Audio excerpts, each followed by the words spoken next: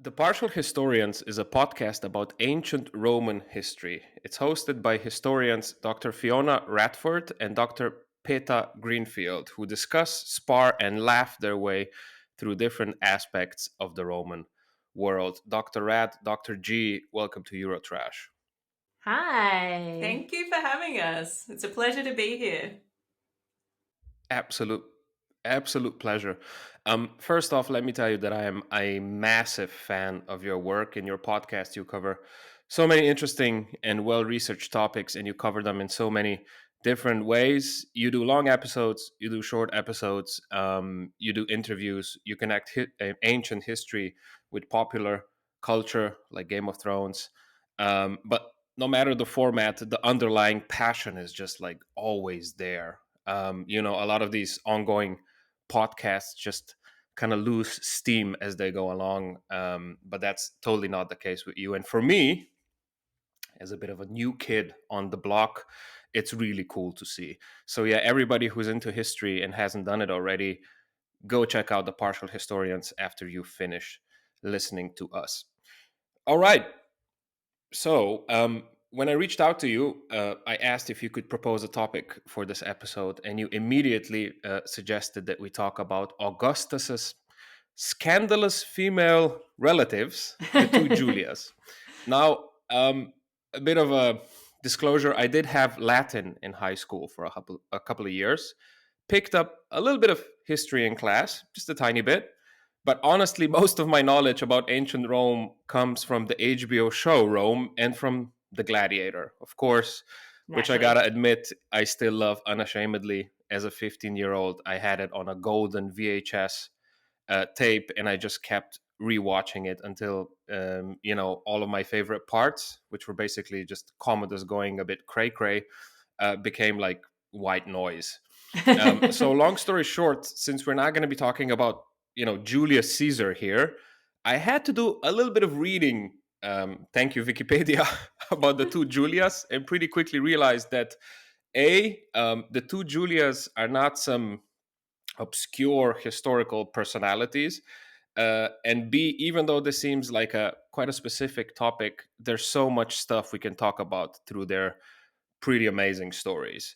But before we dive into those, I first wanted to ask, what was life in the era of Augustus, the first Roman emperor, like for women, or let's say for aristocratic women, to narrow it down a little bit?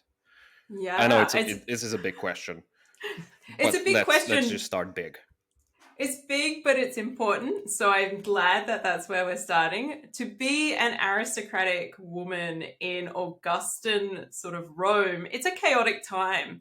This is a place that has just gone through massive sort of civil wars, and the legacy that we're going to see with the Julias is part of the consequence of a real upheaval that Rome has faced. And there's no question that Rome is in a state of flux. People aren't sure what their lives are going to be like, and they're not sure what decisions are the right decisions to make. And because it's been in a warlike sort of state, I think people are feeling a bit free and easy about, well, maybe feeling a little bit fatalistic. Like maybe I could try anything, I could do anything, I could become anybody under the right sort of circumstances. And there seems to be those tantalizing possibilities for elite Roman women to be free of some of the sort of the legal shackles that they've been constrained to and some of the political shackles as well. But this is going to lead to a lot of really interesting things happening and maybe stirring up a little bit of trouble as well.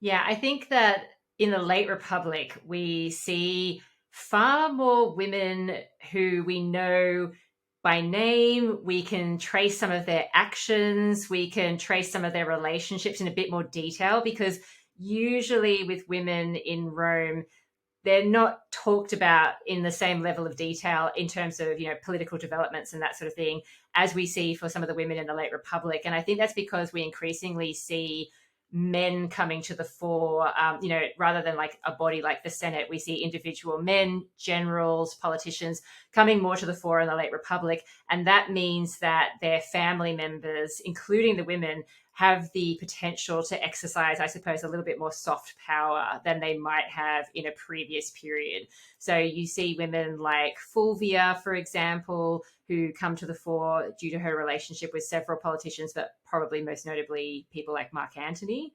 And that, I think there's the legacy of that as we go into Augustan Rome as well, because with Augustus being sort of the last man standing after the Civil War, it also thrusts his female relatives into more prominence than they might have been previously. All right.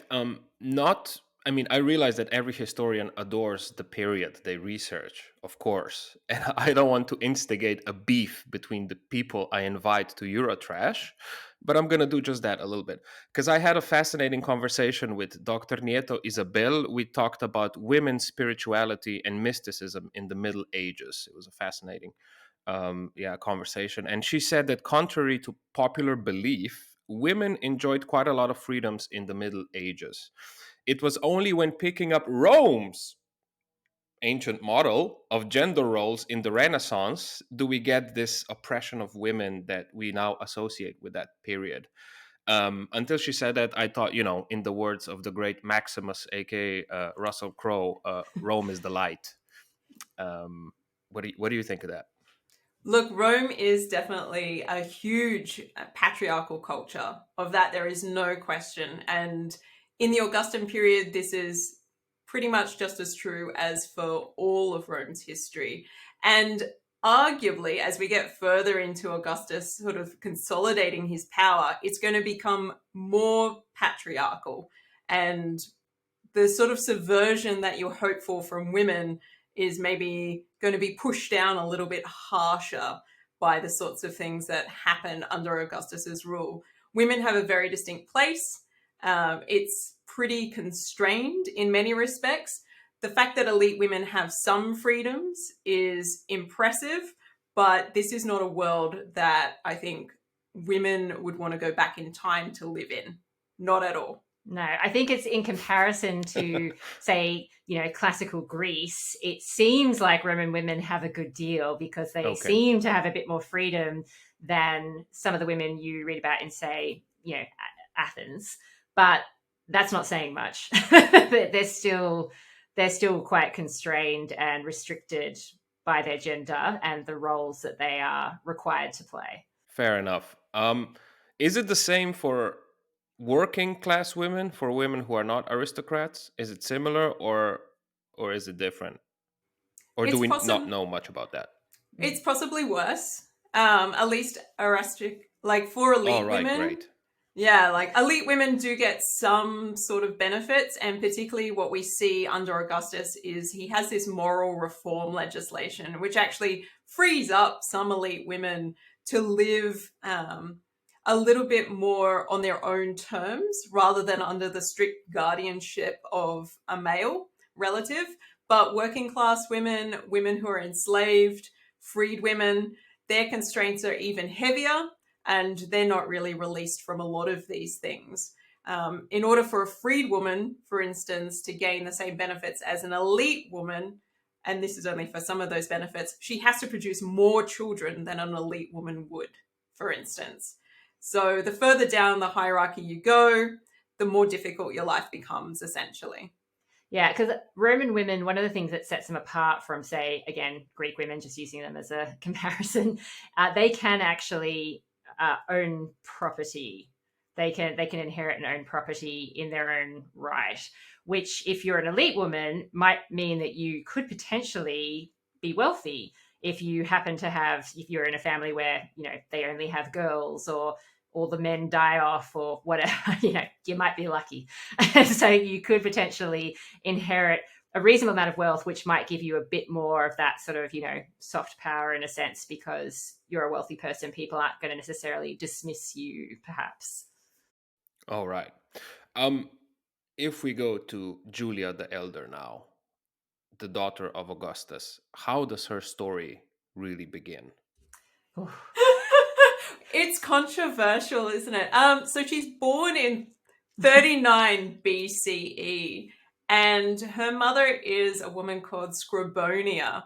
And the real tragedy for Julia starts at the very moment of birth, because it's reported that it's on the day that she's born that Augustus leaves Scribonia to marry Livia.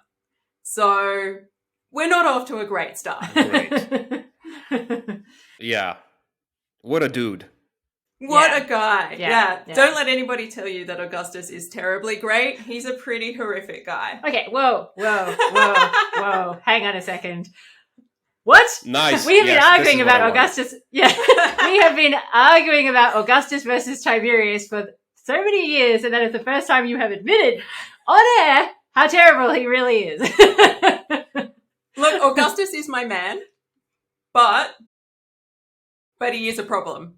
He is a problem. Okay.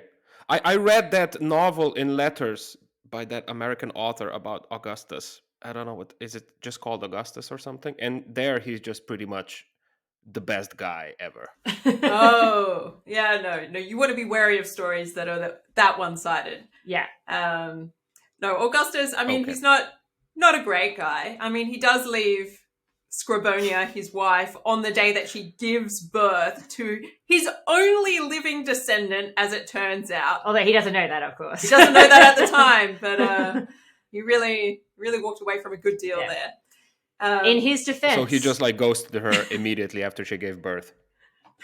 Yeah, you're dumped. Yeah. In his defense, he had already, I think, set his eyes on Livia before this time. So I don't think it was. I gotta give the Commodus here. Yeah. Oh no, he's terrible. But I mean, I don't think it would have been a shock to Scribonia exactly. I don't think Scribonia is shocked. No. Yeah. Disappointed, maybe. Sure. Julia the Elder is born. She comes into this world. She's not known as the Elder, obviously. She's just Julia. And it's not long before Augustus is utilizing his daughter, new as she is to this world, to further his political aspirations. This is also going to come across as pretty terrible, but this is also not out of step with what Roman men did with their children, regardless of gender. So she's engaged very early on. She's about 2. I think when she makes her first engagement. Gotta put a ring on it, you know. Yeah. So small. Sorry, she's 2 years old. She's 2 years when old. she's engaged. Yeah, she's engaged. So this is some sort of a symbolic arrangement or what? Yeah, so the idea is that this promise will come to fruition when she's legally able to wed, which for an elite Roman girl is the age of 12. Your silence is telling. Rome, tell you what. I didn't want to say anything. Silence is the best response. So around 2, she's engaged to Antonius, the son of Mark Antony. This is something that is done as a real political move, connected with a treaty that takes place at Tarentum in that year. And so they're trying to broker a deal because Mark Antony and Octavian will go on to be Augustus. Octavian and Antony don't get along. They're kind of fighting it out over who will get to be the top man in Rome. And this is a moment of potential reconciliation where they're going to marry their children to each other to try and seal the deal for some sort of lasting peace. This doesn't work out at all. And then it's by the time she's about 4 years old, she's rumored to then have been engaged to a guy called Cotiso, who is a king of the Dacians. And this is supposed to be a new reciprocal arrangement where Augustus will marry one of the daughters of the Dacian king. So he's going to flip off Livia, hook up with this new foreign woman, and also marry his daughter into the Dacian line. So he left Scribonia. It looks like he could possibly just leave Livia as well. And he's already up to his second engagement for his daughter, Julia. Was Julia raised by the famous Livia? Look, it doesn't seem like she spends heaps of time with Livia. Like she must be in that household to a certain extent, but she seems to maintain a really close relationship with her birth mother, Scribonia. And this will become more clear as time goes on. So I think she's definitely in the household of Livia, but to what extent she's seeing her own birth mother, we're not really sure. They seem to be close though. Yeah, and there must have been, I think, like some sort of rivalry, like not necessarily a deadly Claudian type rivalry, but there must have been some sort of rivalry in the sense that obviously it's in Livia's interest and Augustus's interest for them to have their own children who would presumably supersede Julia and the place that she holds in this family. Didn't happen. Livia and Augustus, of course, are the classic case of, all smoke, no fire. But yeah, there must have been a little bit of tension, I suppose, in those years when Livia was presumably trying to get pregnant with Augustus's child and it wasn't happening. Okay, speaking of I Claudius, of course, Livia is the ultimate historical baddie there. She's just poisoning people left and right, including her husband, the emperor, like it's nobody's business. I think that she gives them poison figs or something. It's all Yep. very, I don't know, Yep. it's very sensual in a way. Is there any truth to her villainous reputation? Well, if you ask some of the ancient sources, yes. It's probably a little bit of a beat up. Yeah. The ancient sources are pretty invested in maintaining patriarchy the way that they understand it. Livia, as a very elite Roman woman who is in the public eye, is sort of contravening the expectation that women will be in the house, they will be seen, not heard, and all of that kind of thing. She does seem to be political and involved in politics and involved in public life in ways that seem to go beyond what conservative Romans expect. And this does lead to a huge amount of backlash that we see in our source material. Did she have favorites, rivals? Probably. Is it likely that she murdered her own child, her own husband, all the sorts of these sort of rumored stories? It seems maybe a little bit too much. Augustus doesn't divorce her though, even though they don't have a son together, right? He left. It must have been, You just told me that he left Scribonia immediately when she delivered a child, but he's not like divorcing Livia, his second wife. How and come? I think this is a huge argument in Livia's favor, to be honest. And it's like, if you have somebody in your home who is actively killing off all of the family members, you might want to do something about that and maybe divorce them. So I think we have to assume that the sex life was good, and that they got along on an intellectual level, and that in some ways they're probably soulmates. Which isn't saying much because Augustus, we've just acknowledged, is awful. And he does sleep around. Like, it's not like he's faithful to Livia at all. Yeah, there are rumors, although again, this is probably part of the Livia beat up. There are rumors that as they get older, that Livia starts providing him with young girls to sleep with, I suppose, rather than her doing it herself. I'm presuming that's the subtext there. So, yeah. If you provide them, then at least you know. Yeah, at least you know who they are then. Yeah. But to get back to Julia, returning to Julia. So she gets to about the age of 14, 15, and she does get to have her first marriage. This has been completely arranged for her, as is definitely how Rome worked in that time. And she's married to her first cousin, Marcellus. And it's not so bad. He's about 17, 18 at the time of this marriage. So they're roughly of an age. And what's interesting, the little detail that I quite like about this, is that Augustus isn't around when this marriage takes place. He's off in Hispania doing some business. And so it is Agrippa, his very close friend, who conducts the marriage ceremony and weds these two young people together. So this is reinforcing the family in many respects, because this is Marcellus is the son of Octavia, so Augustus's sister. So maybe a bit gross, but also Oof, it's all getting kind of Game of Thronesy a little bit. Oh, it's going to All get a these, lot like, worse than connections this. Yeah. and intrigues. Okay, great. Yeah. Fantastic. Yeah, Cousins is nothing. Cousins is Just actually you wait. quite tasteful.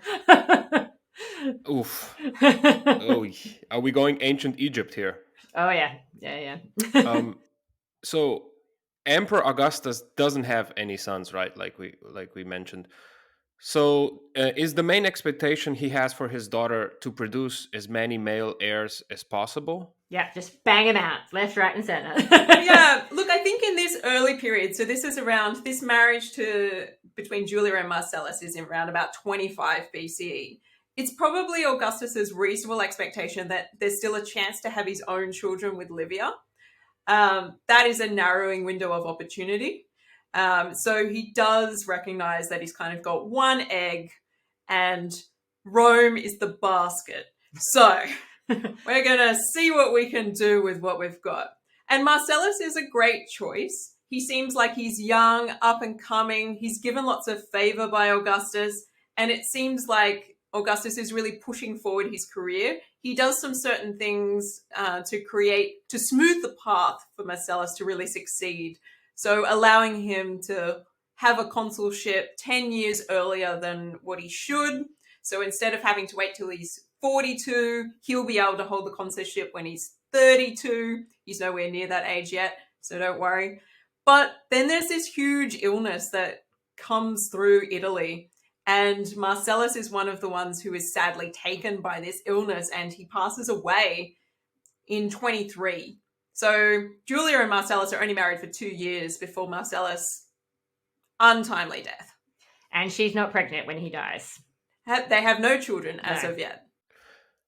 So she gets married to someone who just appeared in this story as well. What happens next? Yes, exactly. The man who had officiated her first wedding becomes her next husband. So, I mean, she's known. The thing is that Julia is then married to Agrippa. And this is all manner of problematic. One, she's known Agrippa all of her life. It's the guy who officiated her last wedding. Her dad's best friend. Dad's best friend. Yeah. She's 18, 19. He's 42, 43. It's a little bit distasteful. What every little girl dreams of. And not only that, but Agrippa has to divorce his current wife, who is also a Marcella, so the sister of Marcellus, so another cousin, has to divorce the cousin in order to marry Julia. So you've had to break up a marriage in order to make this union happen. And all of a sudden, Julia, she's not even 20 yet, she's now married to a middle-aged dude. But this seems to do the trick. That's a bummer. Yeah, this seems to do the trick because this is the guy that she has a ton of babies with. Yeah, look, whatever happens between them, it yields children. Yeah. That's for sure. At least officially, anyway. Well, so they say. Yeah.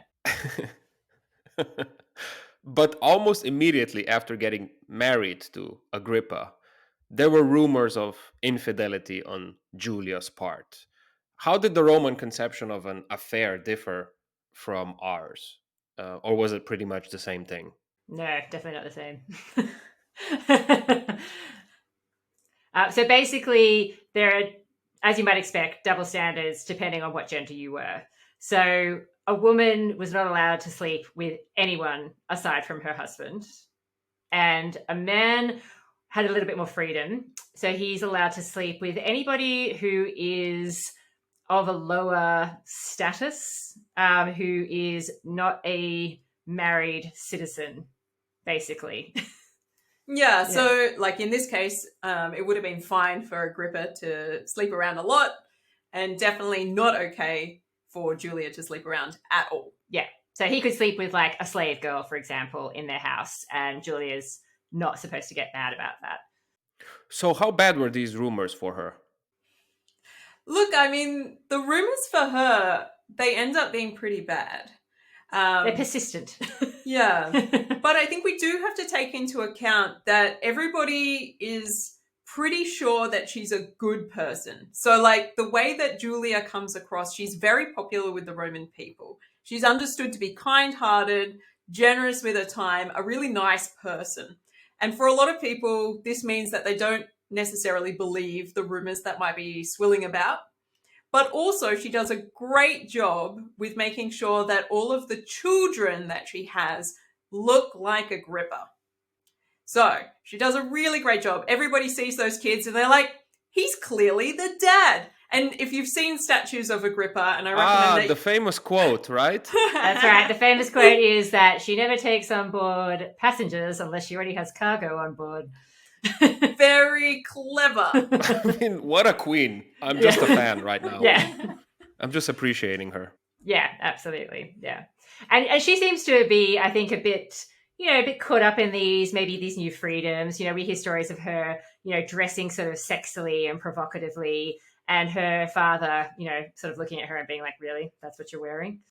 And then the next day she'll be dressed, really properly, and he'll be like, now that's an outfit. And she's like, well, today I dressed for you, Dad. Yesterday I dressed for my husband. Yeah, so she's known for being incredibly sassy, very smart, clever, and so she's the kind of person that you want to have come to your parties. Like, she continues to have a really wide set of friends. She has lots of connections amongst the elite. She's considered the foremost woman in Rome, second only to Livia. And she's bearing the children that will continue Augustus's line. So, like, everything's going really well for her during her marriage to Agrippa. Like, she has Gaius Julius Caesar, she has Lucius Julius Caesar, and she has Agrippa Posthumus. So she produces 3 sons, but she also produces 2 daughters. So she has 5 kids with Agrippa. And it's like, so nobody can say she is not doing her part to bring the Roman family of Augustus into, like, its fullest extent. So whatever's happening, when dad is not looking, they're kind of like, you do your thing as long as, you're perceived as being a good Roman wife and woman. It's kind of okay with us. Yeah, Is that it does. Fair kind of It assessment? does really seem. I've actually never asked Dr. G's opinion on this, so I'm going to ask her now. Great time to launch this on her. I've actually always got the impression that Augustus genuinely did not know that she was misbehaving so badly. I mean, if she was sleeping around, like, he knew she was a bit risque. He knew she was a bit, bit looser than he might like. But I always get the impression that he genuinely did not realize the extent of her adultery. Or such as it may have existed. There seems to be a sense of conflict in the source material. Like, there's the version where Augustus genuinely loves Julia as his daughter. Like, she is part of his world, and he's obviously hugely, immensely proud of her. And she's gone on to produce all of these children, which are just huge ticks. And he seems to have genuinely liked her as a person. So I think there is that version of the narrative that comes through where he doesn't want to believe that the daughter that he loves and he's nourished and is doing so much good work producing these children is necessarily doing the wrong thing. So he's like, she's free-spirited. And there is a story where he compares her to another famous chaste elite woman who was not thought to be chaste, which is Claudia Quinta. And she's kind of this mythical figure. But people thought that she was a little bit immodest in the way that she dressed and the way that she interacted with people. So people thought that she was morally questionable. But it turns out, in a moment where she had to prove her modesty and her chastity, she was able to do that in the eyes of the gods. And everyone was like, look, appearances are not everything. It's how you act. And when it comes down to it, Claudia Quinta is an incredibly chaste woman. And so Augustus has this idea that maybe Julia is a bit like that. Something does happen, though, because he changes his mind about Julia. And that will come up soon, I'm sure. Okay. If we stop at this point where everything is going well for her, what was her daily life like? I read an article that said that she was the ancient version of Kim Kardashian. I don't know if that's a fair comparison. Probably not. But some sort of a socialite, hanging out, chilling, throwing sick ass parties. Is that kind of accurate? Yeah, Yeah. yeah. She sees herself as one of the quotations that's ascribed to her is that they ask her why she's not like behaving in particular ways, and she's like, "Look, Caesar forgets that he's Caesar, but I don't forget that I'm Caesar's daughter." And what she's meaning by this is that she understands that to be at the pinnacle of Roman society comes with it a certain sense of how you appear. And she's willing to do the appearance. So she's willing to dress in the high fashion. She's willing to hang out with the cool kids. She's willing to go to whichever party is the hottest party in town. She's willing to appear at the games with people that might be slightly disreputable, but mean that people are talking about her. They're like, look who's hanging out with Julia now. And so she does all of that kind of stuff, and she seems very happy to do that. But she's also, on the flip side, quite a dutiful wife. So Agrippa is Augustus's like main military guy. I don't think anybody would argue that Augustus is a great military figure. He outsources a lot of that. And he outsources most of it to Agrippa. And Agrippa is good at what he does. And so he gets sent over to the east. And Julia goes with him. And so she does that whole tour with him, turns up. There is a story that we get told where she is crossing the river Scamander near Troy late at night and nearly drowns. But she's determined that she's going to get across to be where Agrippa is. And she survives, but Agrippa's very upset that people didn't try to save her more. And he's like, she nearly died. So there seems to be a strong connection between those two. And some of her children are born in different places. They're not all born in Rome because she's following him around and going on the campaign trail with him. So she does all of this stuff as well, where it's like putting up the right appearances, showing your face overseas to the people. And, you know, I saw Dr. Rad doing the royal wave, Yep. very much that kind of thing. And so she's got these two sides to her as well, where it's like if she has to play serious, she seems to be able to carry it. And when she's got the opportunity to have fun, she's down. All right, speaking of fun, what did the Roman party have to be considered a success? Was it the classic recipe of good booze, good music, and sexy people? Or was there more to it? You got to have good food as well, obviously. I think your guest list is, okay. very important. Location can come into it as well. But yeah, getting the right people in the right place at the right time. Yeah. I don't think the characteristics for a good party have ever really changed. No, I mean, they might have it set out around 3 couches, but that's they might be lying down to eat. Yeah, but, exactly. Yeah, and there are slaves. Generally, we don't have slaves at modern day parties. True. All right, sorry about this. I just gotta ask because I have you here. Was that bit about vomiting at parties true, or is that just a cliche that's not really accurate? It's both yes and no. People talk about the vomitorium. That's unconnected to what happens at parties. The vomitorium. Okay, I'm gonna steal that one. Yeah, no, that's how you like get out of buildings like the Colosseum. Yeah. That describes a part of a building. It doesn't describe the act that happens at parties. But yes, there is that idea in ancient Rome that you would eat until you were full, and then you would go and vomit, and then you would come back to eat more. Because that was a demonstration of your ability to be able to consume that much, and also suggested your wealth because you're able to keep eating. It's less about the vomiting and more about your ability to continue to consume. This is obviously very elite people who could afford to do this kind of thing. Obviously, if you're lower down the social spectrum, I don't care what kind of party you're throwing, you're not vomiting up the food, not intentionally. You need those calories. Yeah, unless the fish sauce is bad, and I don't really know how the fish sauce could be any worse.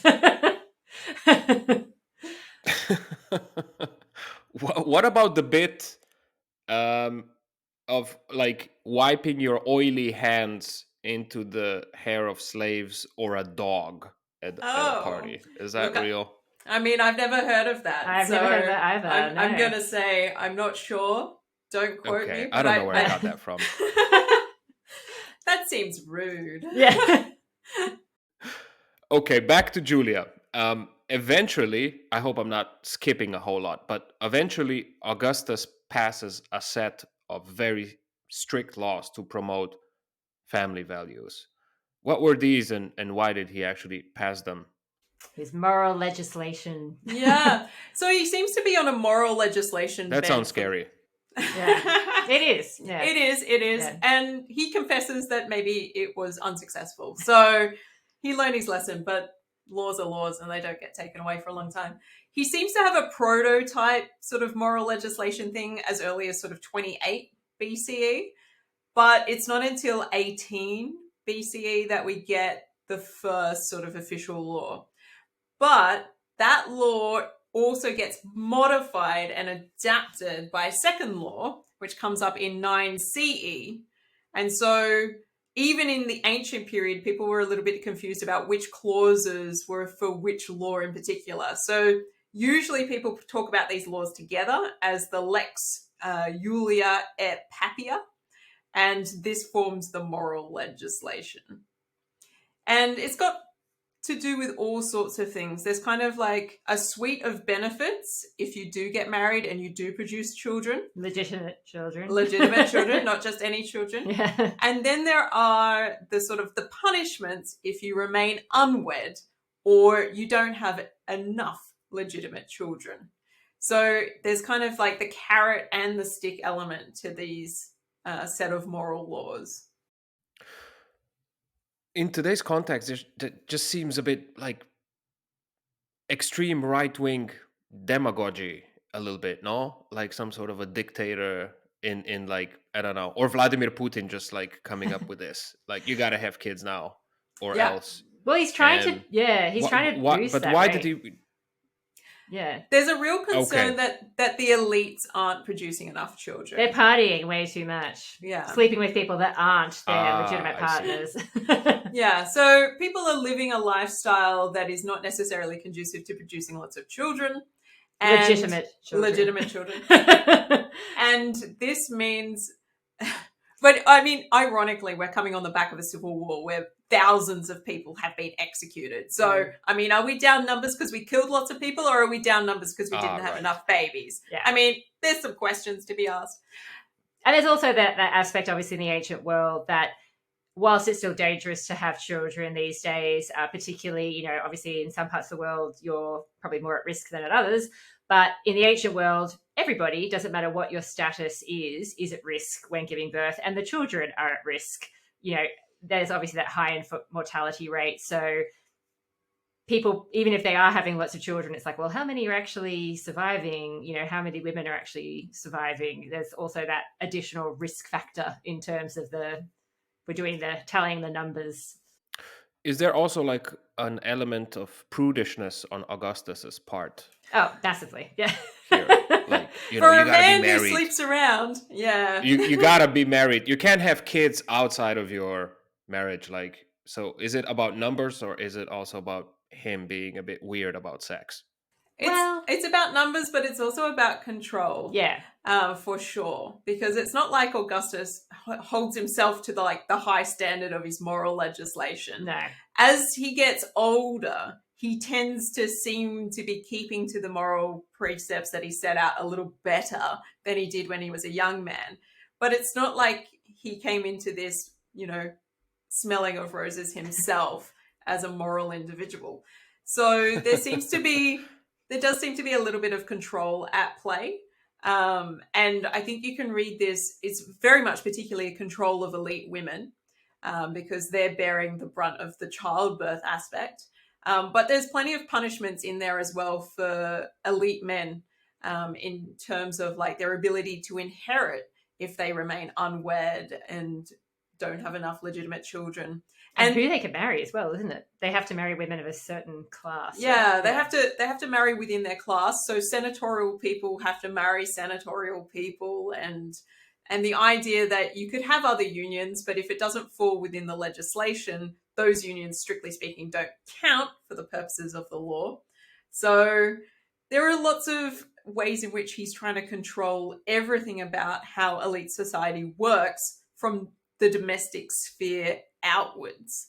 It's a very right-wing idea, as you noted. And it seems to be sort of hearkening back to this more pure time that Rome apparently had, all the way back in like the monarchy and the early republic. It's supposedly it's basically let's make Rome great again by returning to those purer, more rural, simpler times. And so it's part of this whole thing where he sort of idealizes, country life, the simple farmer who will leave his farm in order to serve the state in war and then return to his farm with no ambitions whatsoever. It's kind of those sorts of ideas that we see coming through the more that his rule progresses. I hope he didn't invent a special hat when he created these laws. We'll never know. Anyway, is this around the time where he changes his mind about his daughter, Julia the Elder? Well, no. As it happens. Yeah. There's another husband to go yet. Yeah, 18 BC when this first law comes out. Yeah, like Julia's in her prime. She's in the middle of having kids with Agrippa and traveling around with him on campaign and doing the royal wave. She's having a great time. In 12 BCE, Agrippa dies. So a few years after this first suite of moral legislation comes in, Agrippa is sadly lost. He's in his 50s. Julia's already pregnant with what will be their 5th child together. So everybody knows that it's his. And when he comes out, they're like, yep, that's another Agrippa. Hence why he's called Agrippa Posthumus, because he was born posthumously of his father being alive. Yeah, right. Yeah. And so it's at this point that, Julia might reasonably think that she's done her part to help out her dad. She's had a couple of marriages. She's had 5 kids, 3 sons. Augustus is very interested in bringing those grandchildren of his into the fold. So he looks to adopt them and sort of like as if they were his own sons. So that's cute. But he also decides that Julia definitely needs to be remarried almost instantly. And she seems maybe not so down for another marriage. But it happens anyway. And she gets a little bit keener because he reminds me of that of who's that guy in Game of Thrones, the head of the Lannister family. Yeah. Well, he has to keep with his own moral legislation. He's just like, you're gonna marry again. You can still produce kids. She can. Right? She can, and also it means that he's upholding his. It also means he's upholding the moral legislation that he's introduced, because the idea that you're unwed for a specific amount of time means that she'll be punished. So he's like, well, we got to organize another wedding for her, so get her off the hook for that. And she ends up getting married to her stepbrother, Tiberius. Who she's kind of keen on because he's apparently pretty hot. Sources differ as to whether... Disagree. Like, I know Dr. Rad's just gone in with the hotness vote, but I don't know. Have you seen Tiberius? I mean, don't buy what she's putting down. Please. Augustus' statues are all fake. But Tiberius, Julia either has a crush on him, which would be weird because they also grew up together. Just saying. As stepbrother and stepsister. Or she is really sort of like just over him being the stepbrother. Yeah. And she's like, I can't believe you're asking me to marry my stepbrother, like, of all of the people. Yeah. To make things worse. Oh, can I do this bit? Okay. So Tiberius is already married, of course. And so Augustus has to order a divorce for him. Now, Tiberius seems to be particularly keen on his wife. He seems to genuinely have been in love with her. So sweet. And she was actually related to Agrippa, as it turned out. Yeah, so it's weird because his wife is, I think, a daughter of a daughter of Agrippa. Of Agrippa. From a previous marriage. That's weird. And basically, he's so sad about being apart from her that he apparently holds a grudge against the next guy to marry her, like, forever. And also, they have to kind of stage manage that he never runs into her, because when he sees her, he kind of just, like, stops dead in public and just stares at her longingly. I like to imagine, like, tears in his eyes and, hungry eyes playing or something like that. So, fair to say that Tiberius has not gotten over his first wife. No. He's really traditional. He's really conservative, really traditional. It may be the case that the wedding of Julia and Tiberius is doomed from the beginning. But to make things worse, there is also the rumor that Julia has had a long-time love affair with a certain Sempronius Gracchus that has been going on while she was with Agrippa. And while she does give marriage to Tiberius a good whirl, and she falls pregnant, and the child sadly doesn't make it, it is apparently not long before she turns to her lover and being like, get me out of here. This guy is an idiot. I don't want to be married to him. And he feels the same way. Yeah. They feel the same way. It becomes pretty rocky. Yeah. It's very Charles and Diana, I think. Forced into the wedding. Yeah. Except Julia is Charles, I guess. I don't know. Anyway, so some rumors suggest that Julia writes a really impassioned letter to Augustus to let him know how ridiculous a human she thinks Tiberius really is. And the rumors also suggest that this letter was penned by Sempronius Gracchus, and she just signed her name to it. So they were getting their lovers' anger energy out and sent it off to Augustus. Anyway, he doesn't care. He's like, well, you're married, so you're just going to have to deal with it. And then Tiberius throws a temper tantrum and stomps off to Capri. Because Julia was not his ideal wife. I mean, clearly he had a valid reason to go into self-imposed exile. Obviously. That's what you do when you're a grown man. You throw all your toys out of the pram and you storm off. That lasts 4 years. Yeah. Be like, I'm not coming back home. I don't like it there. We get to hang out with, like, philosophers and astronomers. You did not want me to talk about what happens on Capri. Hey, we're not dealing with that today. What happens on Capri? No. I'm so glad you asked. No. That's well into his elderly period, and there's no proof that it happened. All right, so in 6 BC. So this is like, they're about... Is that the bit about where Caligula is growing up there with him? Yeah. Okay, maybe another episode. It's going to take some time. So how does the whole exile of the Julia then happen? Yeah, so Tiberius and Julia, they marry in 11. By 6 BC, Tiberius has gone off on his self-imposed exile. A few years later, in 2 BC, Augustus reaches what is thought to be the pinnacle of his political career in hindsight. And, it was a pretty good year for him. He gets nominated to have the honorific title Peta Patriarchy, the father of the fatherland.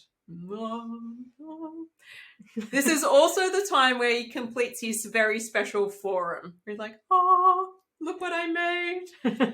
So his whole building program's coming together. He's the father of the fatherland. And then he seems to have what I would call a brain snap. Because... a technical term. In Australia, that's a very technical term. Yeah.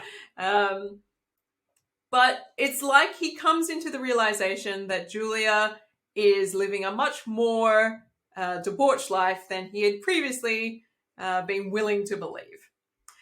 And he hears this story, or at least he tells this story through a quaestor to the Senate, that he has learnt that Julia has been engaging in horrific behavior. She has been in the forum with her friends late at night, and there is no debauched thing that she will not do. So she has progressed from adultery, which is apparently everybody kind of knew about. But this is the night where she also offers herself as a prostitute. Publicly. Public fornication. at the very spot where Augustus was declared patriarch. Ouch. Salt, meat wound. I mean, but this was just like a story, right? This wasn't really happening, was it?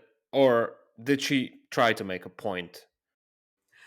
This is what we're not sure about, because if it was to be a trial for adultery or for some other crime, Augustus would have to produce witnesses.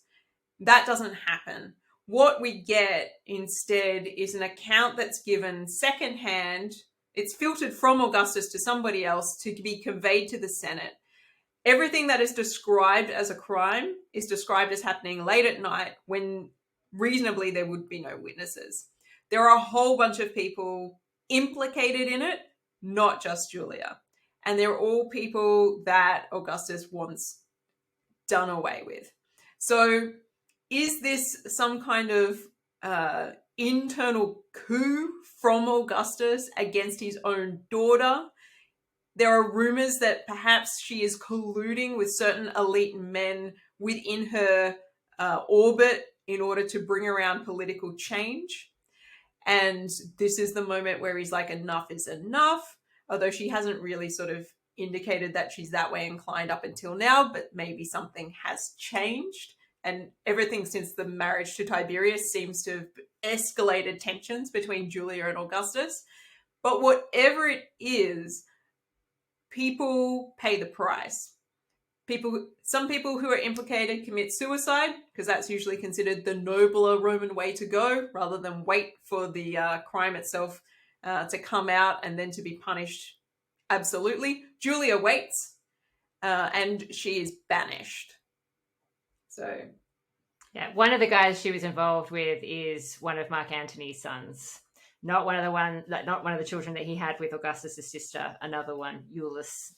So yeah, I think he's a son of Fulvia. Yeah, a bit of awkwardness there. Yeah, so she seems to be, she's arrested on account of treason with attempted parricide. So this idea that somehow she's looking to kill Augustus, which seems pretty bad. Yeah.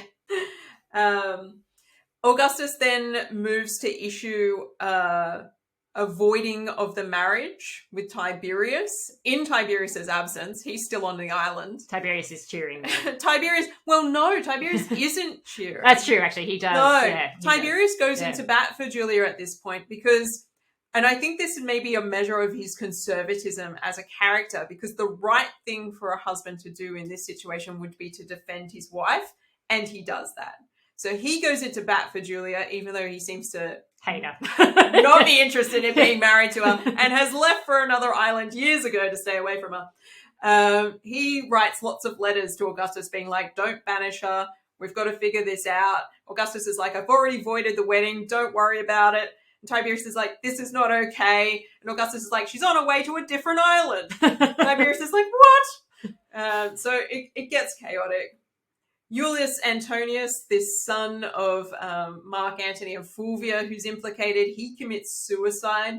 Our closest source for that suggested it was suicide. Later sources say that he was killed and didn't commit suicide, but it was made to look that way. It was made, yeah. But I mean, Velleius Paterculus is pretty close to the events. He was an eye on the ground during that period, so I'm going to believe him. I don't think he's got any reason to lie. No. He's pretty pro-Tiberius, though. Good man. And this is the moment where we also learn about the relationship between Julia and her birth mother, Scribonia, because when Julia is exiled, Scribonia offers to voluntarily travel with her and go into exile as well, even though she doesn't have to. And the conditions are she's not allowed to have wine, and any male visitors have to be approved of by Augustus in advance. So he's really keeping an eye on her, which means that Scribonia is also signing up for Father of the Year award goes to... Yeah. Woo! Woo! Yeah. Man knows how to run a country. Okay, Definitely knows so how to run a she's family. exiled to this tiny. Yeah, yeah. So she's exiled to this tiny island. Um, what I don't understand is why was she being exiled after kind of years and years of alleged affairs, right? Why now? Yeah, and Is it just that's because of the brain snap that Augustus had? Could be something to do with the fact that he'd just been given this very special title. Maybe that's what helped to make his brain snap, because he's like, crap, I've got all these expectations to live up to. This is, Yeah. I think this is actually we're getting to the crux of what is the eternal mystery of this situation for scholars even now, is that there doesn't seem, we don't have access to the evidence of what Augustus really knew that prompted this moment. Because he'd been generally quite accepting of Julia and her foibles and her sort of outlandish character, her partying ways up until now. And it's been going on for quite some time. Apparently, yeah. And what is it that Augustus learned that produced this particular result? Lots of men are implicated. So there seems to be a sense in which maybe Julia is colluding. That's the possibility, that it was serious enough that there was collusion going on, or that this was a way of rounding up those people neatly, utilizing what people already knew about Julia's reputation and scapegoating her in order to get to all of them because she had those social connections with them. After all, she'd already given him what he wanted. She'd already had the sons. Yeah. Her marriage to Tiberius wasn't going anywhere, so she's disposable at this point in time. I'm sorry, but I'm liking this guy less and less. I have to be honest with you. Don't apologize. I hate Augustus. Oh, don't be like that, guys. Okay, so poor Julia is on this tiny island, right? There's no internet, there's no Netflix, and as we've just heard, there's certainly no Netflix and chill. No men. What is she doing every day there? Does she have hobbies? What can she do? So it's not as bad necessarily as it sounds, although it's not the most exciting island. So Pandateria is off the coast of Naples these days. So you could go and visit it if you want to. There's not much there.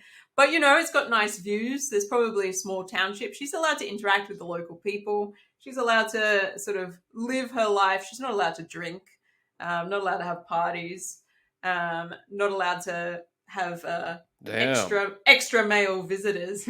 But she does have her mum with her. So, I mean, I don't know. Maybe there is some rumor that she did write a memoir. So this might have been the time that she got started. She wrote.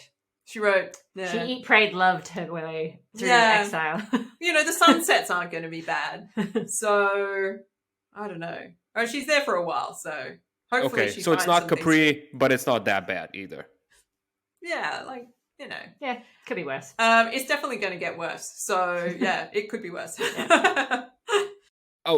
So how does she... I mean, we're almost at the hour here. I have to respect your time. How does Julia the Elder meet her end? Or is there more to the story before that happens? No. Not a lot more. No. So a few things happen. In 2 CE, she learns that her son Lucius Caesar dies. So obviously that's a sad moment for her. The next year, her place of exile gets changed.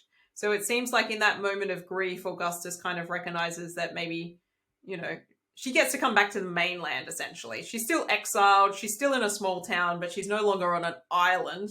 So that's a win. And Scribonia continues to go with her. Be like, I'm going to stick with this gal. So they're clearly friends. And the next year after that, she learns that her other son, Gaius Caesar, dies. So that's tragic. And 10 years later, so we don't hear anything about it for ages. 10 years later, Augustus dies.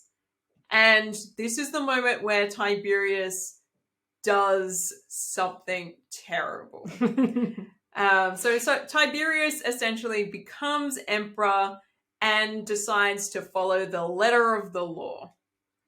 which means to say that up until now, Julia has been living off an allowance that's been granted to her by Augustus, an annual allowance. So she's not wealthy, but she's doing okay. She's taken care of, yeah. She's taken care of. She can't party or whatever, but she's allowed to walk around town and, live a quiet life. She gets her money taken away from her.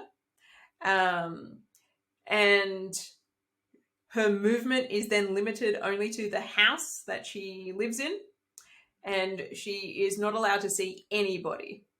So he basically confines her to the extent that she's no longer capable of having a social life. She has no money to live on, and she's completely imprisoned in her own home. Does this mean that she dies? We don't know. Does this mean that somehow she gets secretly bumped off? We don't know. It's weird. We don't know. But we don't hear about it ever again after this. So she just disappears from the records, or how does it happen? I think the implication must be that she died around this time. I think the implication is that she's probably killed off somehow. It would be very unlikely that they would just by Tiberius, right? Yeah. Or Livia. That she seems to be completely cut off. Livia's still around? Oh yeah. She lives well into Tiberius's reign. Yeah. Oh yeah. She's a warhorse. I'm treating I Claudius as a historical document now. This is fishy. Both Augustus and Livia are like freaks of nature for the ancient world, in that they both live exceptionally long lives. So yeah. Yeah. We don't know how she ends, but Julia dies. Yeah. And of course, the weird thing is that one of her daughters, who we now know as Julia the Younger, suffers a similar fate. It's also shrouded in mystery, and we don't really know all the details, but it's really weird that she also seems to go down this same path. That's so freaky. I mean, I know we don't have much more time left, but yeah, I found much less info available on Julia the Younger. I did have a laugh when reading that she was known for building a large, pretentious, tacky country house, which people scoffed at. I just pictured like a Russian oligarch billionaire manor, all gold, everything kind of a thing. But yeah, maybe we can talk about her and Capri if we do this again, which I really hope that we will. Yeah, no, there's not a lot out there on her. All I can really add to that is that she also owned the smallest dwarf. Sorry, say that again. She apparently, as well as having a very large house, which Augustus hated because he was all for this whole let's be simple. I want all my female relatives to work the wool, and I'm going to sleep on a military camp bed. And then she goes and builds this gigantic tacky house, and he's like, ugh. You didn't get the memo. But apparently she also owned the smallest dwarf. Oh, wow. I think I'm just going to be silent again. I don't know how to react to that. Wise choice. I'm using the language of the time, I should add. Not my own language, but yes. Thank you. Important disclaimer. Yeah.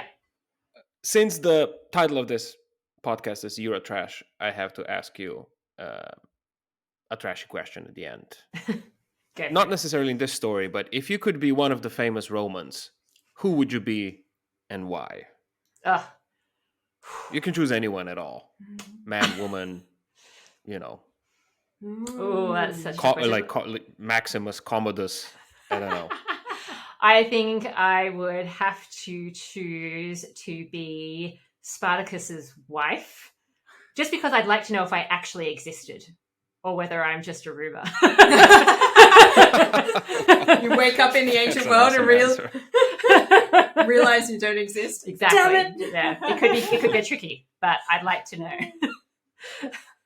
I'd like to know where I'm from, what my name is, all of that kind of stuff. Yeah, look, I mean, this is a great question because I think for me, it would have to be a Vestal Virgin, and I really don't even know. I don't mind which one, but hopefully not one of the ones that got buried alive. Hopefully not. But I'm kind of just interested in getting a sense of the real process and understanding exactly how that cult worked and operated from the inside. So I'd have to come in as a 6-year-old and be like, I'm here to serve. And, you know, stoke the fire and learn all the rituals. And it's like, oh, that'll be fun. And not have sex ever. Because Never, otherwise ever. you'll end up in a hole underground. Yeah, it's risky, isn't it? It's risky. Yeah. Oh my gosh, Romans had no chill sometimes. Absolutely no chill. Thank you so much. This was such a delight of a conversation. Thank we you. have. I just want to talk about so many more things. The Vestal Virgins, Capri, Caligula. You know, a bunch of stuff you mentioned. It's just endless. We're on board. And We're on board. yeah, thank you so much. I really do hope we do this again. Where can people find your podcast? It's everywhere. Like it's on Spotify. It's on Apple Podcasts. YouTube, I saw you have a channel as well. Oh, yeah. If you search for the Partial Historians, we come up all over the place. Wherever you listen to good podcasts, wherever you go on the internet, we'll be there somewhere. Yep. And if you enjoy Roman scandal and you like this kind of stuff that we've been talking about today, we actually do have a book coming out about the Roman monarchy, which is called Rex, the Seven Kings of Rome. And it is filled with men thinking they're having relationships with goddesses, Romans being generally awful to women, children murdering their parents, you know. Signs from the gods. Yeah. Why does that man have fire around his head? Nobody knows, but we're going to find out. Yeah. Can you get pregnant from a fire? Maybe. Maybe you can. Is that a phantom phallus? Maybe it is. Maybe it is. Maybe it wasn't a dagger that Shakespeare was writing. I'm getting that book for my mother's birthday present. I've made up my mind. Thank you so much for having us on the show. Thank you.